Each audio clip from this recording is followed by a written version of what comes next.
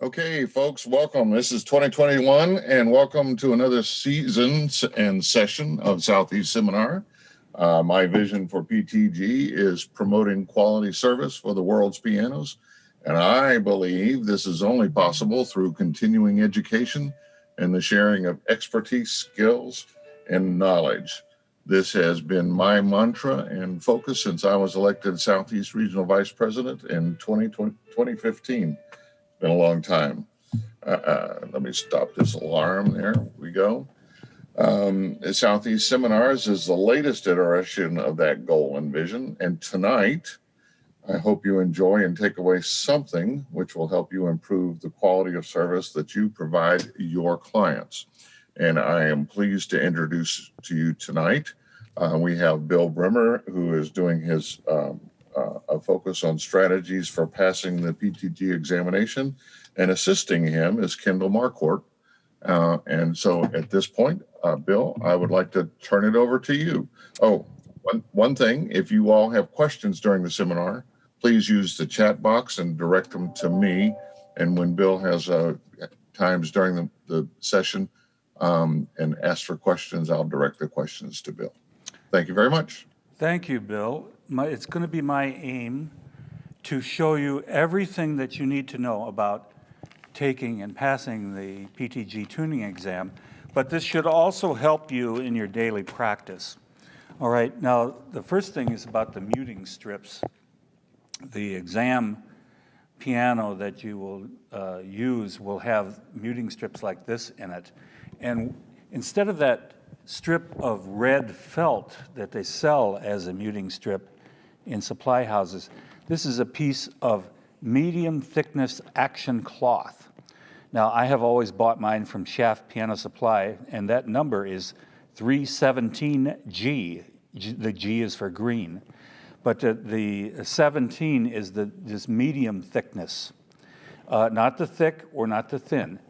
This is a fairly new strip, and when you first get them, it'll be a little bit stiff, but as you use it, it will start to limber up pretty quickly, but it will then last for a very long time. Now, there is some controversy about using muting strips. There will be some people that say the one and only way to tune is with a single mute, unison by unison, and that this muting strip idea came from the PTG tuning exam, but it was the other way around. It was people back in the late 70s that started using muting strips across the entire piano to get the piano on pitch, to get it close enough to be able to accept a fine tuning that perhaps you could do with a single mute. So I still think that there's a place for them, and since that time when I first saw the muting strips used, I've used them ever since. And now I may, after you tuning the whole piano with muting strips, go through it one last time with a single mute to look for unisons that need to be corrected. But for the most part, I use these muting strips and have for over 40 years. So you need to get 3 of these strips, and then on the third one, about the last foot or so of it, taper this to about a 1/4 inch at the end. And this is mostly for putting in vertical pianos where there's very little space between the hammers and the pressure bar up there. But in the grand piano here, it will help you insert the muting strip in the top end where there's not much room either. So you will want to do that. And then with that remnant that you have, you can use that as a spare piece of cloth or felt when you need it. So for the wound, I want to show you that this piano is thoroughly out of tune. Now it's very out of tune, as you can hear, but not in the way that it usually would be. It's not flat and needs a pitch raise, or it's not sharp and needs a pitch lowering.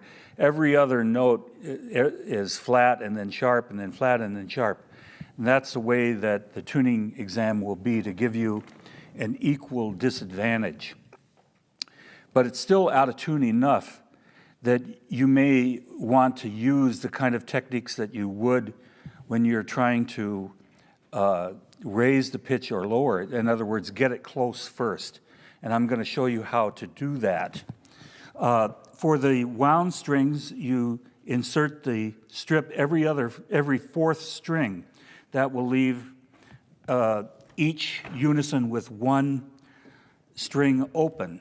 Then when you get to the trichords, where there's 3 strings per note, you insert the strip in between each unison, and that will leave only the middle string sounding. And at the ends on the tuning exam, they will mute it in such a way as it will leave you the middle string sounding.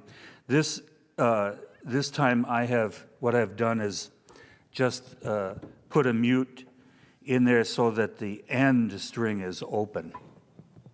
It doesn't really make any difference, but at the tuning exam, they don't want you to have any confusion about it.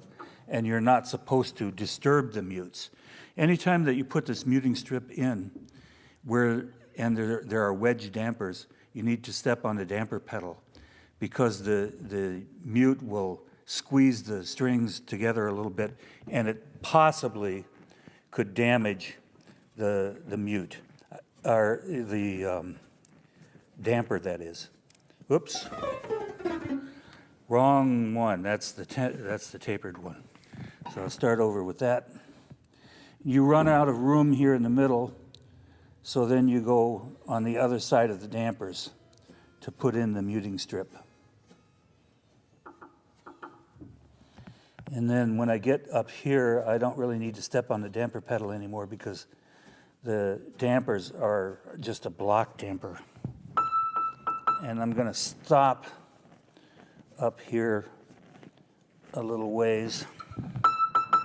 When I get up to that E6, the strip won't quite reach that, but that's fine because there's something special about that note that we're going to see next about tuning the initial pitch. Now, the very first thing on the exam that you'll do is tune the A4 to standard pitch, to A440. You can use a traditional tuning fork, and I'll do that first. Now, just a few moments ago, I messed around with this. So I'll detune that A so that I know it's completely out of tune. All right. Now, first of all, you need to check the calibration of your tuning fork to make sure that when it sounds it is an A, it's perfect. And for me, my tuning fork, when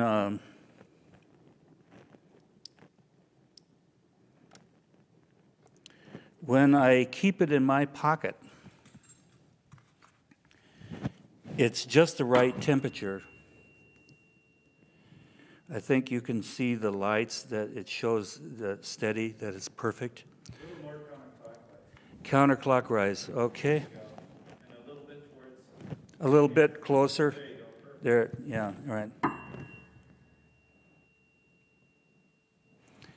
And, when there's no tone right there, you're seeing these random lights. So that it really shows, it's a steady pattern. You don't want to see it roll either way.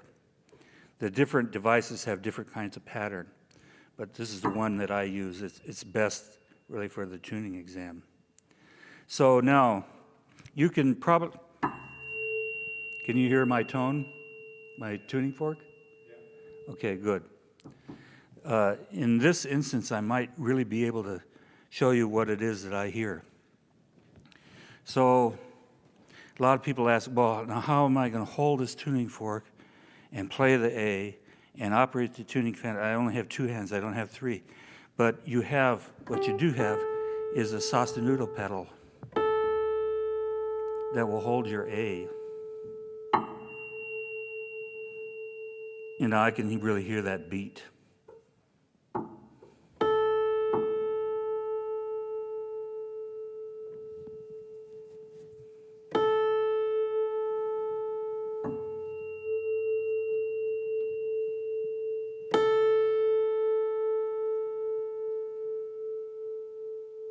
And that's pretty much all there is to it, is making a unison between the two notes. Now, you may have heard that there's this test note, and all the books say use F2.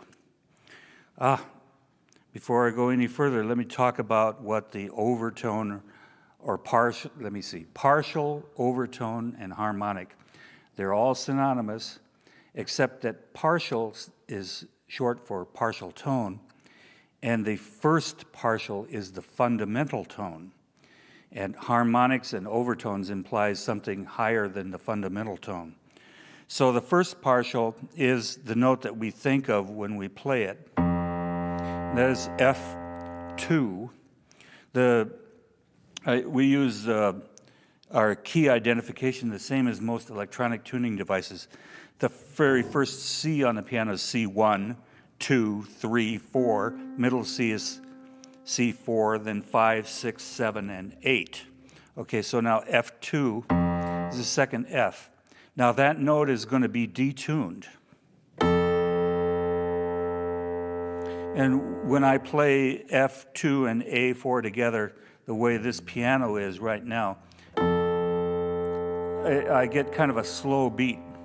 So I will want to make that a proper reference.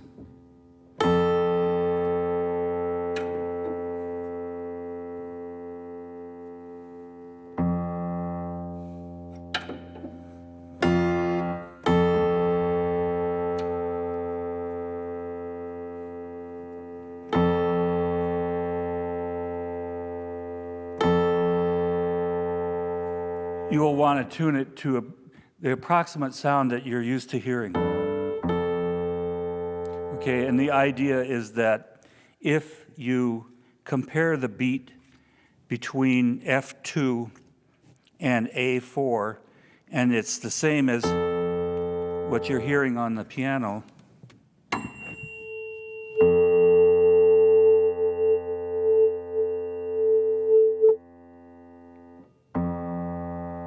and right now, what I'm hearing is quite a bit faster. So that means that my A is a little bit sharp. Yeah, when I hold that tuning fork to my ear, I can hear that.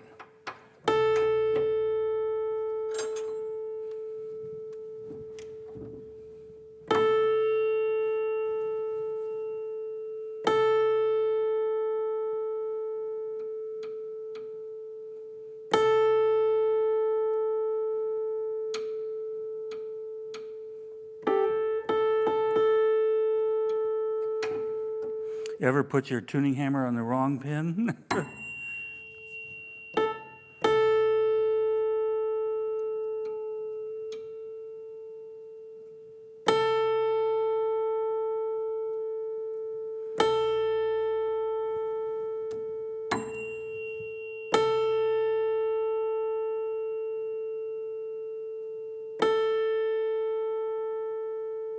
All right, I think that's a little better. Woo! Oh yeah, now I'm getting the same sound between the two. So let's correct the F2 a little bit. You can see how cumbersome this actually is, because there's going to be a lot easier way to do it. We want this nice, comfortable sound there.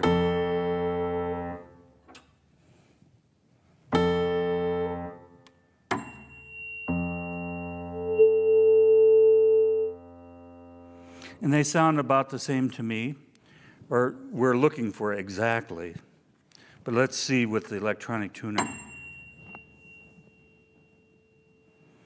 Well, what do you know? I got it.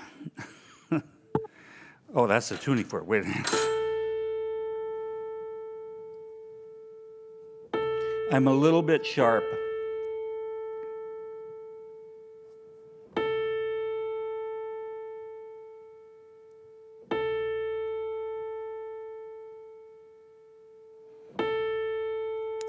As a matter of fact, I'm 2.9 cents sharp.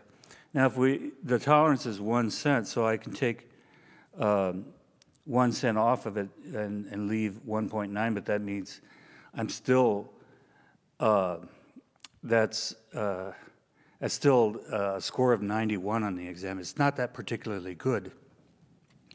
Now, but there is a better test note than the F2. The problem with F2 is that it has a harmonic. It has the fifth partial of F2 corresponds with A4, and then but you can also hear the harmonics that's an octave higher than that. You can hear it from both the piano string, and, from the A4 and the F2. And the tuning fork has a second partial too that has no inharmonicity, just like the electronic tone. So it's all going to be kind of confusing. So there's actually a better test note, and it's B1, that is. Now that's terrible.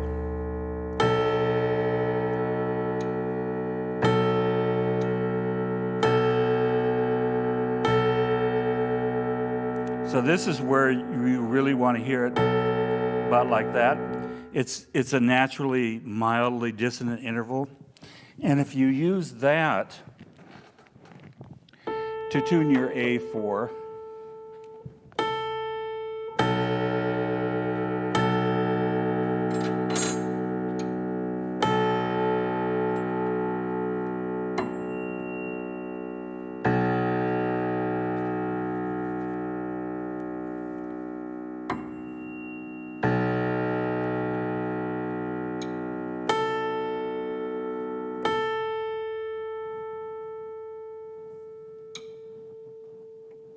it's always a good idea to put it sharp first.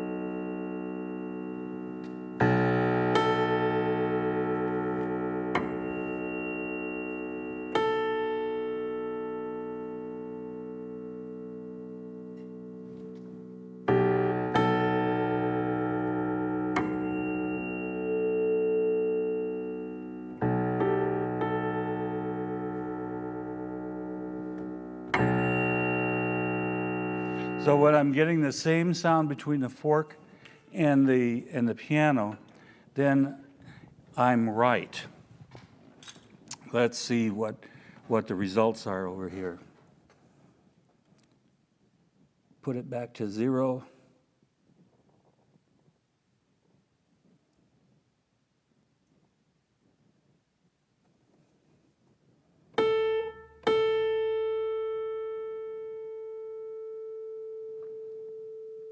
And you can see that I did considerably better. A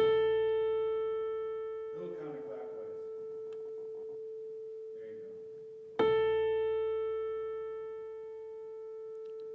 go. Real close in there. I'm not going to bother to try to find it, but I think I'm within the tolerance, actually, so that I would get 100% on that.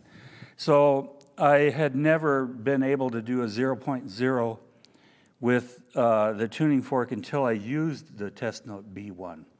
With the F2, I was kind of all over the place, like just the way I showed you. Of course, I don't do this every day like that. You know, I'm an electronic tuner like everybody else. So, you know, if I did that every day, maybe I would be a little bit better doing it by ear. But this is something you need to practice. Now, there is a far easier way to do the A4, though, a more modern way. But what you'll need to do first is train your ear to hear what you need to hear. So you go to the note E6, which is the 1, 2, third partial of A4.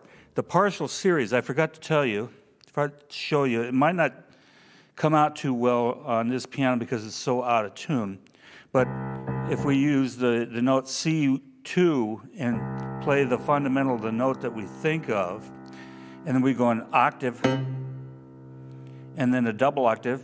The octave is the second partial, double octave is the, third partial is the octave in fifth,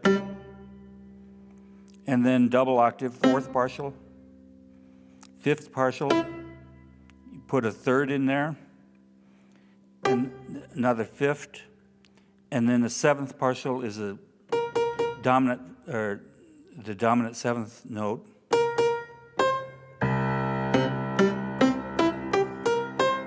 So the partial series is like a giant dominant seventh chord. So the third partial of A4 is E6. This test note that I showed you, the seventh partial of B1 is A4, is coincident with A4. So back to this. You want to go to the note E6 and mute it so that the left-hand string is open. Then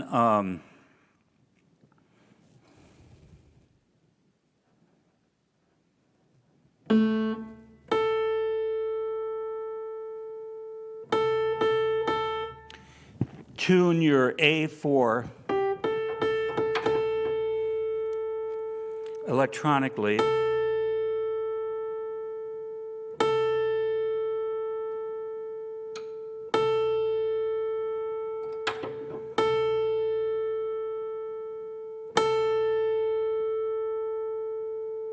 Exactly, as perfectly as you can electronically. Then with the left hand string of the unison open, move your electronic tuner to the note E6.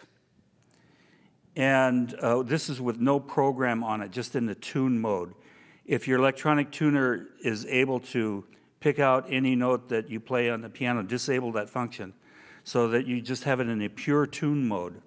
Now you put in 2 cents because that E is tempered 2 cents flat, and you offset it so that you have a 0 again for the E, but you can see that it's offset by 2 cents. So now, if you have your electronic tone, I have a one from a tuning fork app, and I play that. And I like the square wave because it has that kind of reedy sound. The difference between a square and the sine wave is that the third partial is a little more muted. So we want the square wave. But we don't want it on very loud. Just this kind of quiet sound. And you see that my electronic tuner, even though it's set to E6 and I'm playing the note A, it's setting perfectly still. Now I stop the electronic tone and I play the piano A, and you can see that the lights spin. So now I want to go to move the mute so that the middle string only is sounding. Oops.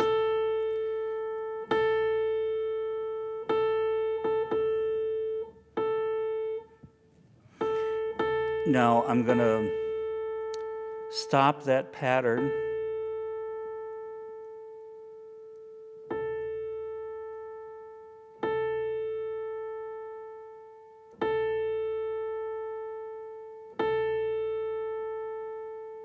A while ago was getting almost another cent higher than this, but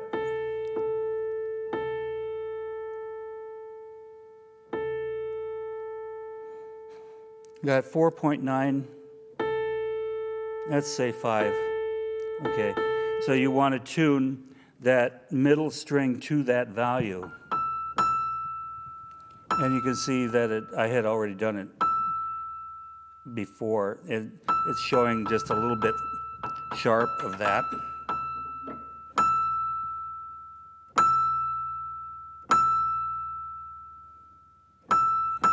So now I have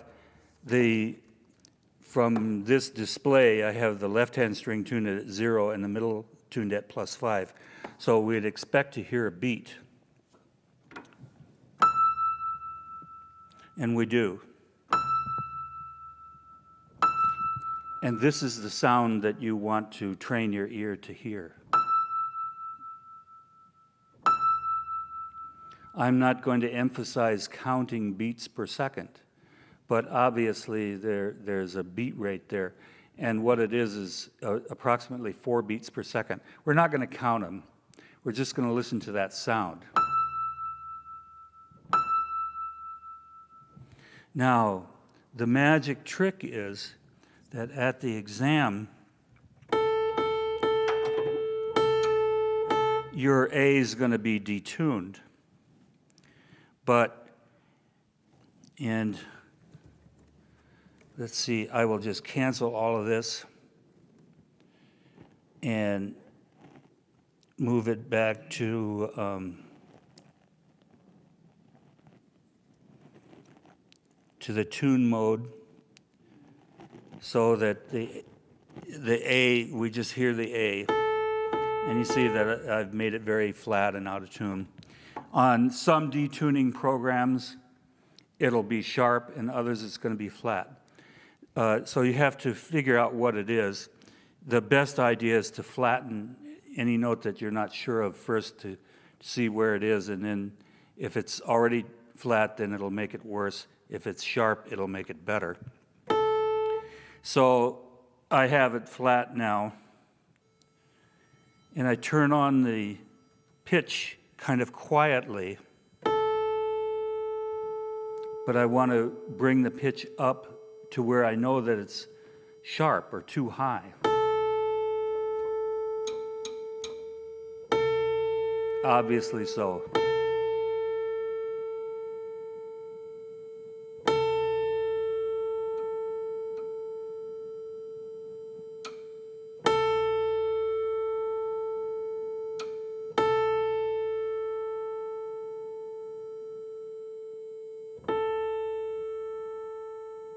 And I hope you can hear that. Do you remember this?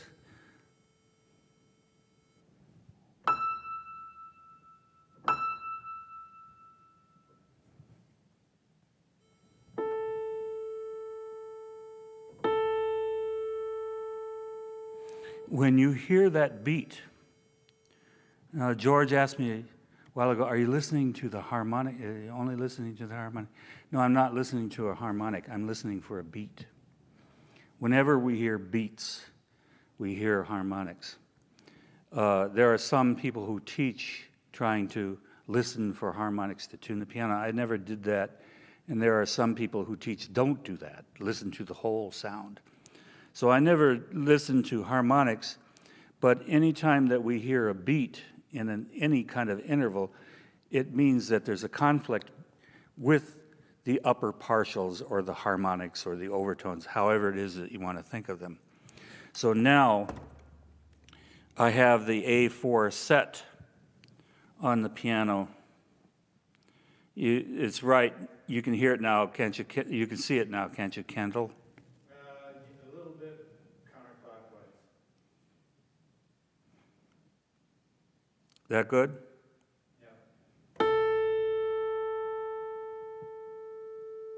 Exactamundo.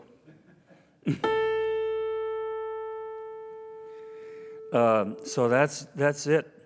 That's the technique.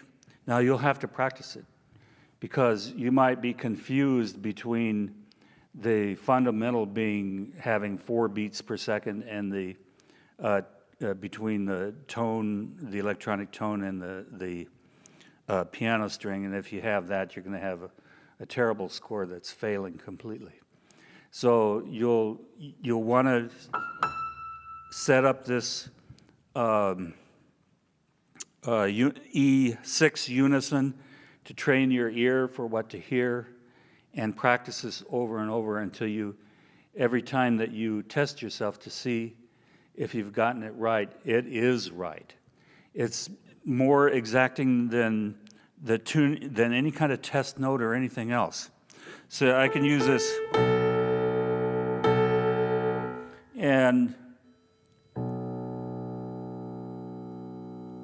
yeah, it's right there. And when if I play those, I'm hearing that rapid beat all at the same time. So you don't need that test note down there. It's built in. So this means that when you've practiced this, you can do it, you can get your pitch in a matter of seconds. You have 5 minutes to do it, but you won't need that. And whatever time you don't use, you have, for part 1 of the tuning exam, you have 45 minutes. But you have 5 minutes limit on tuning the initial pitch. So if you don't use all 5, then if you only use 1 minute, for example, then you have 44 minutes left for the rest of part 1. So now, Bill Davis, I'm going to open it up for any questions that somebody might have about that. Okay. Use your chat box if you've got any that you want to ask me. I think some people, some have already been asked and answered in the chat box. Okay. So if there's no questions about the initial pitch, I'm going to move on.